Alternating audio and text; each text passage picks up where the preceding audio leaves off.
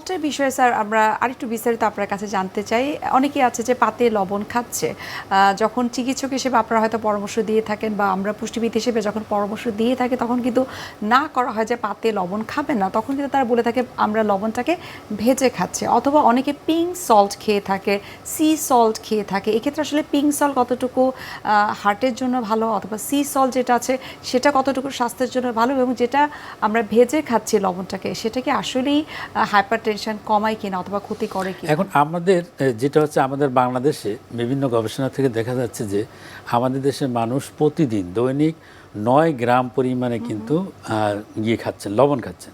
কিন্তু world health organisation recommendation অনুযায়ী একজন মানুষের হচ্ছে আপনার 5 গ্রাম পর্যন্ত লবণ খেতে পারবে, 5 গ্রাম। দ্যাট মিনস সেই লবণটা কীভাবে আসে, সেই লবণের 2 চামচ পরিমাণে লবণের ভিতরে কিন্তু থাকে। এখন কথা হচ্ছে যে আমরা এই যে লবণটা যেই ফর্মে আপনি লবণ খান না কেন, লবণ হলো সোডিয়াম এবং ক্লোরাইড, এবং এটাকে গরম করলেও সোডিয়াম ক্লোরাইড থাকবে, এটা ঠান্ডা থাকলেও সোডিয়াম ক্লোরাইড থাকবে, যেই ফর্মে থাকুক না কেন। সমুদ্রেও যদি থাকে সেটাও সোডিয়াম ক্লোরাইড NaCl, এবং আপনার যদি প্রসেস ফুডে থাকে সেটাও NaCl।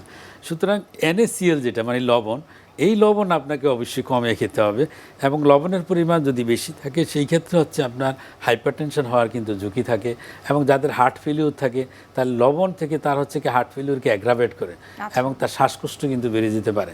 এবং যদি দীর্ঘমেয়াদী লবণ খেতে থাকে প্রেশার বেড়ে যাওয়ার জন্য হার্টের ব্লক হওয়ার সম্ভাবনা থাকে। সুতরাং আমরা যে কোনো ফর্মে হোক না কেন লবণ দেখবেন আচারে প্রচুর পরিমাণ লবণ থাকে কিন্তু। তাহলে যে প্রসেস ফুড এই সমস্ত খাবারগুলো, যেই খাবারের লবণ, যেমন কিছু কিছু বিস্কিট থাকে দেখবেন সেগুলো সল্টেড বিস্কিট থাকে, তাহলে এই লবণটা অবশ্যই আমাদের বিভিন্ন ফর্মে কিন্তু থাকে খাদ্য দ্রব্যের ভিতরে। আমাদেরকে এগুলো সব কিছুই একটু কমে আনতে হবে, কমে আনা পরিমিতভাবে খেতে হবে। স্যার আমরা আরও বিস্তারিত জানার চেষ্টা করব এই হার্ট অ্যাটাক জনিত কারণ কি কি এবং কি কি করলে আসলে তারা সুস্থ থাকতে পারবেন। একটা বিরতির সময় হয়ে গেছে, আমরা বিরতি নিয়ে নিচ্ছি। সুপ্রিয় দর্শক, আপনারা দেখছেন এনটিভি নিয়মিত স্বাস্থ্য বিষয়ক আয়োজন স্বাস্থ্য প্রতিদিন। এই পর্যায়ে আমরা নিয়ে নিচ্ছি একটা ছোট্ট বিরতি। কোথাও যাবেন না, আমাদের সঙ্গে।